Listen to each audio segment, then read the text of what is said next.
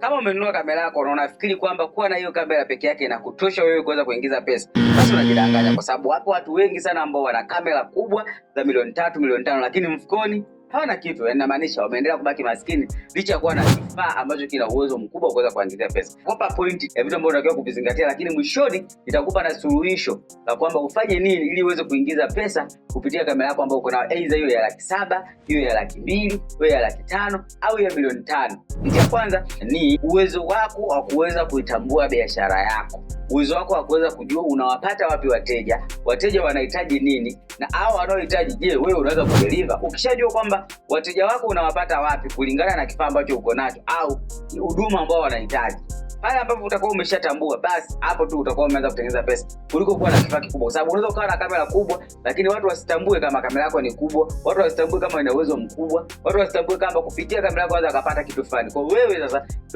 kulingana na kitu ambacho ile msukumo wa ndani ambao unakufanya ukanunua kamera, kuutumia ule msukumo wa ndani ukakwambia kwamba sasa wateja wako ni watu wa aina fulani, unaweza kupata wateja wako kupitia kitu fulani au ufanye kitu fulani ili uweze kupata wateja ambao unawahitaji. Kwa hiyo unataka kujifunza jinsi ya kutafuta wateja. Hiyo ndio pointi ya kwanza kabisa ambayo unatakiwa kuifanya, au kitu ambacho unatakiwa kukizingatia ili wewe uweze kupata pesa. Pointi ya pili ambayo naweza nikakushauri leo ni kwamba watu hawalipi gharama ya kifaa chako. Watu wanalipia value, au naweza kusema wanalipia thamani ya kile kitu ambacho una deliver kwao baada ya wao kufanya kazi na wewe. Lakini wao hawalipii kwamba kwa sababu una kamera kubwa basi ndio wakulipe.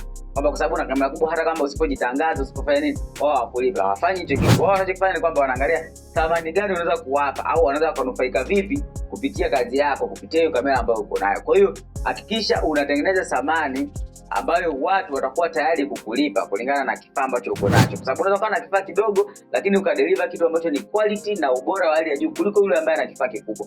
Kwa hiyo watu hawazingatii sana thamani. Unaweza kumwambia bali mimi na 70200 wewe na 50. Sawa, wewe una 70200 wewe na 50, lakini je, quality au ubora ambao kazi ambayo utakuja kutukabidhi unaweza kumzidi yule mwenye 50 kama una 70200? Kama huna uwezo wa kumzidi mwenye 50 mm, maana yake wewe hauna faida yoyote au huwezi kupata pesa kupitia hicho kifaa ambacho uko nacho. Kwa hiyo hicho ndio kitu, pointi ya pili ambayo unataka kuizingatia. Pointi ya tatu ambayo unataka kuizingatia ni kujua marketing vizuri. Nikiwa namaanisha kwamba marketing ni namna ya kufahamu soko lako, namna ambavyo kazi inaenda kupitia kifaa ambacho uko nacho. Kwa sababu ukija kwenye industry ya picha au video, kuwa na kifaa pekee yake haitoshi wewe kukuingizia kipato. Kwa lazima ujue marketing, kwamba unawafikiaje watu, unajitangazaje, unajengaje brand yako ili wewe uweze kuingiza kipato. Kwa hivyo ndio vitu vya kuvizingatia ili uweze kupata pesa kupitia kamera yako ambayo uko na, aidha hiyo ya 700,000 au ya milioni au ya bei yoyote ile ambayo utakuwa nayo. Lakini hicho ndio kitu ambacho unaweza, kwa sababu unaweza kuwa na kifaa kikubwa lakini kama usipojua marketing au namna ya kujibrand ili watu waweze kukupa kazi, maana yake lazima utapoteza. Kwa sababu kama usipojibrand, sisi tutajuaje kama wewe unapiga picha? Tutajuaje kama unashoot video nzuri? Hatuwezi kujua. Kwa maana yake lazima itakukosa. Kwa hiyo unatakiwa ujifunze marketing. Kwa hiyo hivyo ndio vitu vya kuvizingatia vitatu ambavyo binafsi naweza nikakushauri wewe kama mtu ambaye umenunua kamera,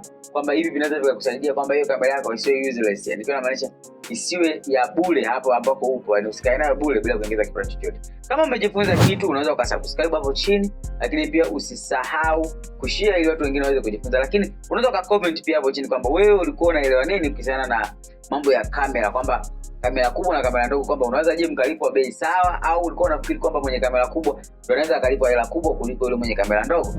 Pointi ya 4 ni kujenga brand. Nikawa namaanisha kujenga brand ya jina lako, kwa sababu watu hawaji kukuingisha wewe au kuja kupiga picha wewe kwako wewe kwa sababu labda una picha, kwa sababu wewe ni mpiga picha, kwa sababu ukizingatia kwamba saizi dunia saizi inawapiga picha wengi sana. Kwa hiyo lazima ujenge brand ambayo itafanya watu wakuchague wewe na sio kwenda kwa mtu mwingine, kwa sababu kabla wewe kujenga brand yako ambayo itakuwa nzuri ya watu wewe kuweza kukuamini na kuweza kukupa kazi, itakuwa ni kazi bure kabisa. Kwa sababu kama hautakuwa na jina, unaweza kuwa na vifaa vikubwa lakini watu wasiweze kukuamini kukupa kazi yao, au watu wasiweze kukubali kufanya kazi pamoja na wewe. Kwa hiyo unatakiwa ujifunze kujenga brand kuanzia chini kwenda juu, na hii inatokea pale ambapo utakuwa umeamua wewe, kwa sababu kuna brand tofauti. Kuna ambao wameamua wao wajulikane kama wapiga picha wa harusi, kuna ambao wameamua wajulikane kama wapiga picha wa fashion, kuna ambao wameamua wajulikane kama wapiga picha wa wildlife, na maanisha wapiga picha wa mbugani. Kwa hiyo ndio utaamua sasa unaamua ujulikane kwenye kitu gani na unataka wateja wa aina gani. Kwa hiyo ukishajua marketing, ukishajua jinsi ya kujibrand, basi inaweza kusaidia wewe kuweza kupata wateja